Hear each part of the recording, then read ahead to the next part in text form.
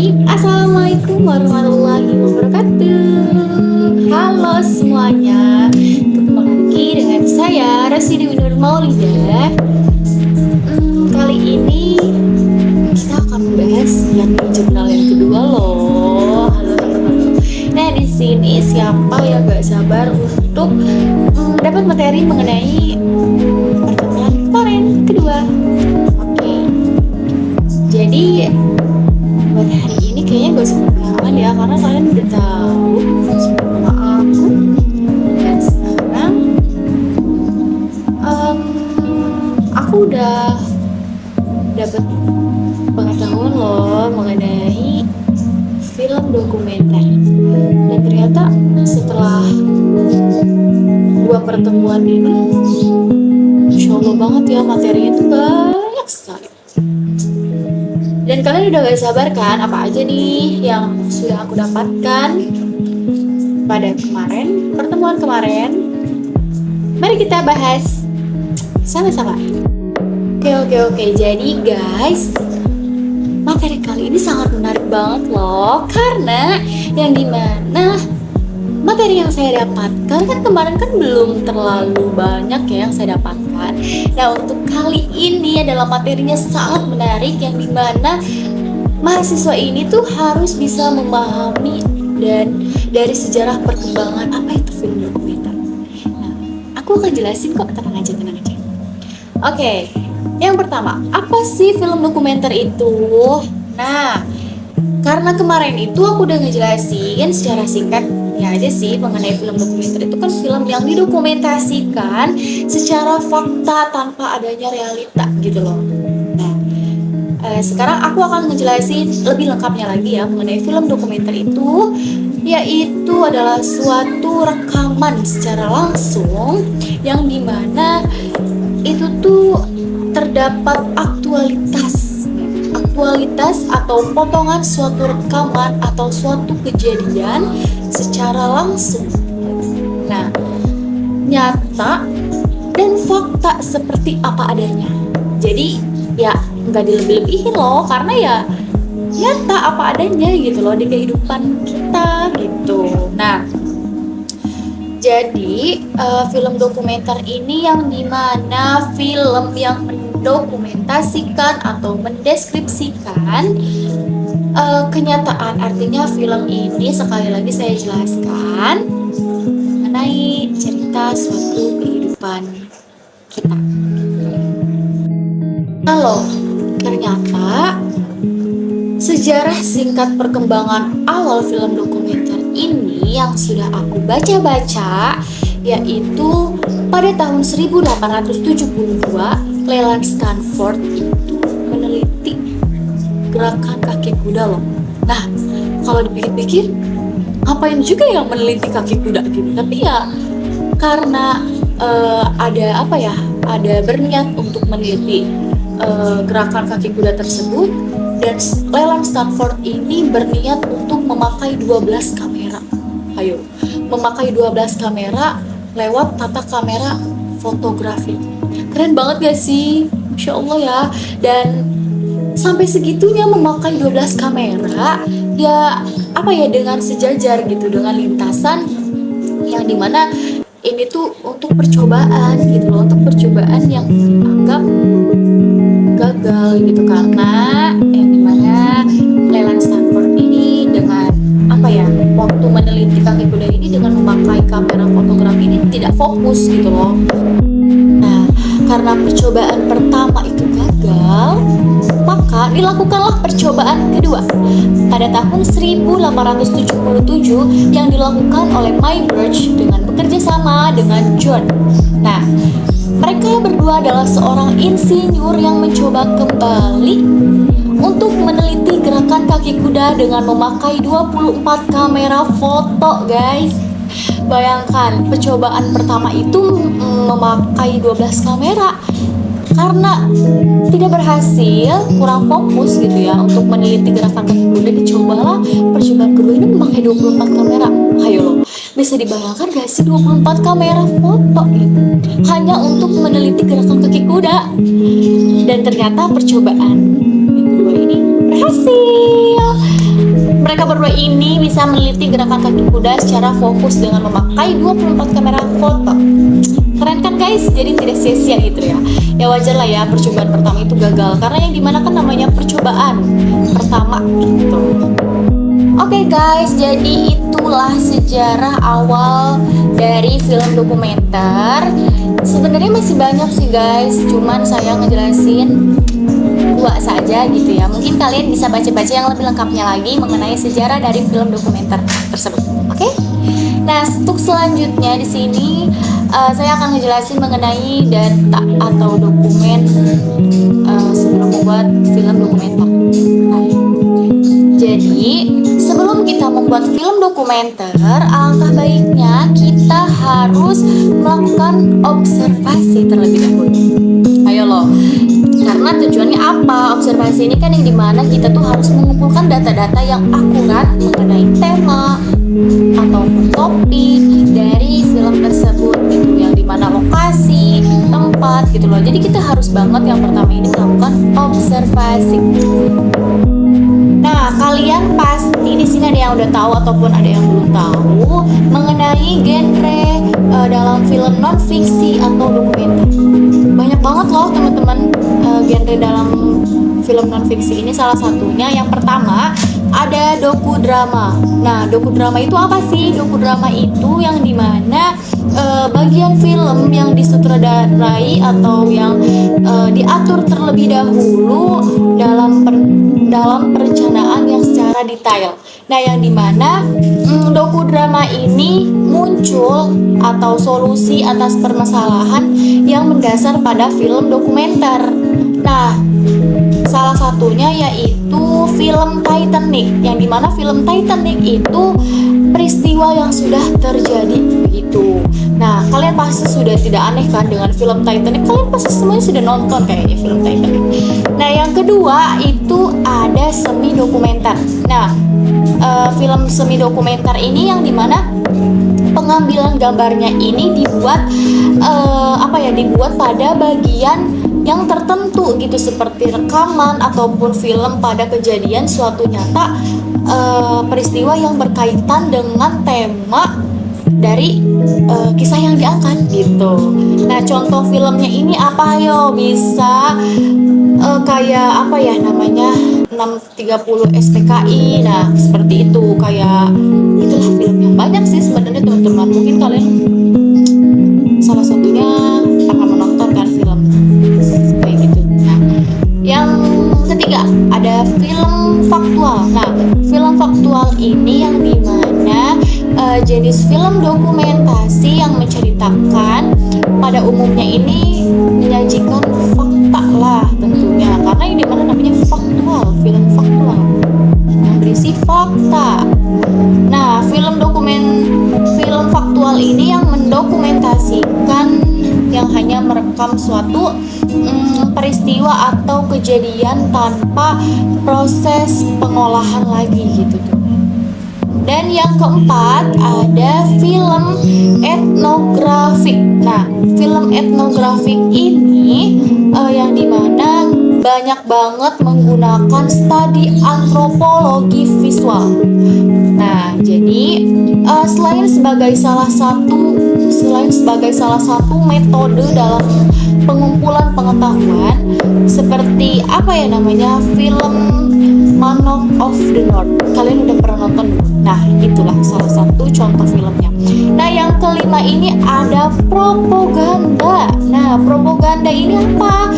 Propaganda ini adalah genre film dokumenter yang dibuat untuk meyakinkan para pengamat serta perilaku orang gitu, yang terkadang juga menyesatkan gitu demi tujuan tertentu gitu. Dan filmnya ini banyak ya teman-teman, mungkin contohnya film The Birth of a Nation. Nah, bisa termasuk dalam film propaganda. Dan yang terakhir ada Cinema Virax. Nah, Cinema Virax ini yang dilakukan, yang didokumentasikan dengan gaya yang natural. Nah, yang dimana film Cinema Virage ini yang berdasarkan apa yang terlihat dan terekam oleh kamera. Nah, sebagai film apa ya? Intinya filmnya ini tuh cenderung spontan gitu. Intinya film kebenaran gitu, yang apa adanya gitu loh, yang enggak dilebih-lebihkan lah pokoknya Cinema Virage ini. Nah, jadi ada 6 film genre non-fiksi yang sudah aku jelasin tadi. Nah, untuk selanjutnya yaitu mengenai bagaimana sih membuat film dokumenter itu. Nah, membuat film dokumenter itu sebenarnya berbeda-beda sih. Yang pertama itu bisa tanpa naskah. Nah, yang dimana tanpa naskah ini kan berisi misal ada petualangan, ada atau adventure. Terus yang kedua tuh ada demonstrasi. Nah, itu bisa tanpa naskah teman-teman membuat film dokumenter. Terus yang kedua ini bisa harus menggunakan naskah. Nah, sebenarnya kita kembalikan lagi sih dengan teman-teman, maupun itu mau pakai naskah ataupun mau tidak. Ya intinya yang apa ya namanya, kalau kalian gak mau ribet mungkin ya bisa nggak pakai naskah gitu ya. Seperti itu, kayak misalkan kita melakukan apa ya, merekam suatu video kalau lagi demonstrasi, lagi demo nih, kita video aja, kita rekam satu gitu, nanti kan digabungin gitu, udah itu jadi film loh, jadi film dokumenter sebenarnya. Dan kalau yang naskah mungkin kita lebih ke apa ya, prepare terlebih dahulu gitu ya, tanpa harus adanya persiapan gitu pakai naskah tuh. Yang pertama kan kita harus ada, kalau memakai naskah tuh kita harus memikirkan profilnya dulu apa gitu, prosesnya bagaimana, dan ya seperti itu deh. Nah, untuk selanjutnya itu apalagi ya, sebenarnya banyak banget teman-teman yang harus aku bahas hari ini, cuman karena apa ya namanya, kita bahasnya satu-satu aja, pelan-pelan juga ya. Maaf banget kalau misalkan aku kecepatan, karena ya kita sesuaikan dengan waktu gitu. Oke. Nah, jadi tuh ada juga unsur-unsur yang digunakan dalam pembuatan film dokumenter. Apa itu unsur-unsurnya? Yang pertama ada unsur visual. Unsur visual ini yang dimana yang pertama ada observasionalisme reaktif. Nah, pembuatan film dokumenter ini yang dimana dengan bahan yang sebisa mungkin diambil langsung dari subjek yang difilmkan gitu. Nah, dari unsur visual ini. Dan yang kedua ini ada observasional proaktif. Kan yang tadi itu reaktif, yang kedua ini proaktif. Nah, proaktif itu yang dimana pembuatan film dokumenter yang materi filmnya ini secara khusus untuk apa ya, yang berhubungan dengan pengamatan oleh pengarah kamera gitu atau sutradaranya gitu. Dan yang ketiga ada mode ilustratif. Nah, mode ilustratif ini yang berusaha menggambarkan secara langsung tentang apa yang dikatakan oleh narator. Nah, tadi kan yang kedua ini, yang proaktif ini kan yang diarahkan oleh pengarahan oleh sutradara. Nah, yang si ilustratif ini yang diarahkan oleh narator gitu tuh, yang direkam suaranya ini sebagai voice gitu, voice over. Dan yang keempat ada mode asosiatif. Mode asosiatif ini yang dimana menggunakan potongan-potongan gambar. Nah, kan kalian pernah kan melihat dari video-video yang kalian lihat gitu, ada ya potongan-potongan gambar sekilas, nanti ada lagi. Nah, itu tuh disebut mode asosiatif guys gitu. Nah, selain ada unsur visual, ada juga yaitu unsur verbal. Nah, unsur verbal ini terdiri dari 3. Nah, yang pertama ada overheard exchange. Nah, yang dimana rekaman atau pembicaraan antara dua sumber atau lebih ini yang direkam secara langsung, atau bisa sih nggak secara tidak langsung juga gitu tuh. Nah, yang kedua ini ada kesaksian. Kesaksian ini yang dimana rekaman suatu pengamatan atau yang dimana mendapatkan suatu informasi yang diungkapkan oleh saksi mata. Wow, oleh saksi mata, pelaku, ataupun dari sumber-sumber lain lah tertentu gitu tuh. Nah, yang ketiga ini ada eksposisi. Eksposisi itu yang dimana penggunaan voice overnya ini yang langsung berhadapan dengan Dengan siapa? Yo, dengan kamera. Nah, seperti saya nih, berhadapan langsung dengan kamera. Itu tuh secara khusus sih untuk mengalihkan apa? Bukan mengalihkan, tapi untuk mengarahkan penonton gitu agar fokus ke saya gitu tuh. Seperti itu teman-teman. Nah, mungkin beberapa hal yang harus kita pikirkan juga sebelum kita memulai untuk produksi film dokumenter ini. Yang pertama, kita itu harus memikirkan kita itu akan syutingnya itu di luar atau di dalam ruangan gitu tuh. Nah, atau bahkan kita bisa melakukan dari kedua tempat itu gitu. Kita harus memikirkan tuh sebelum kita memproduksi film dokumenter tersebut gitu. Misalkan nih, saya membuat film awal-awal nih saya di dalam ruangan gitu, nanti pertengahan saya di luar ruangan gitu tuh ngambil shootnya gitu. Dan yang kedua itu apakah terdapat cahaya yang cukup. Nah, seperti saya nih, saya membuat video ini saya melihat dulu apakah cahayanya ini mendukung atau tidak gitu, atau backlight atau apa. Jadi kayak ya kita harus benar-benar memikirkan gitu tuh supaya dapat hasil yang bagus film dokumenternya gitu. Nah, yang ketiga ini ya, apakah sumber listriknya memadai kayak wifi atau jaringannya gitu, sehingga kan memudahkan kita lancar gitu untuk membuat videonya ya guys. Nah, yang keempat ini kita tuh harus memerlukan peralatan khusus ya. Nah, peralatan khusus ini yang dimana itu untuk membantu jalannya kita membuat film dokumenter. Seperti misalkan kita butuh atribut untuk apa ya, misalkan untuk perang, ada perang, kita bawa apa gitu tuh harus banget gitu memakai alat-alat khusus. Nah, yang kelima ini kita juga sebelum membuat film dokumenter kita harus memerlukan surat izin khusus. Iya dong, harus membuat surat izin dong, karena yang dimana dengan adanya surat itu ya film kita ini bisa bisa ditonton secara bagus lah. Pokoknya ya surat itu penting lah, penting. Nah, yang terakhir ini, jangan dipastikan kita harus bawa uang secukupnya. Kemana-mana kita harus membawakan uang guys. Kalau kita nggak bawa uang, kita tuh akan bingung lah guys ya, pokoknya gitu deh. Nah, sebelum saya tutup video ini, alangkah baiknya aku ataupun kalian ini harus mengingat mengenai 3 diktum dokumenter.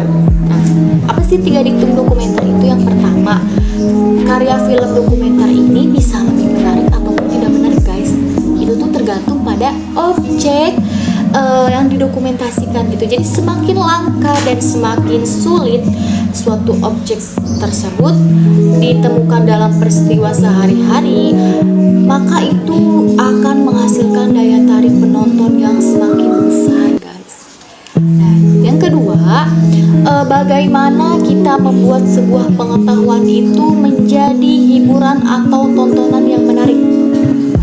Kita harus bisa tuh membuat bagaimana tuh sebuah pengetahuan itu jadi sebuah hiburan atau tontonan yang menarik perhatian semua orang gitu. Dan yang ketiga, keberhasilan sebuah film dokumenter itu terletak pada kepekaan rasa para pembuat dokumenter itu sendiri.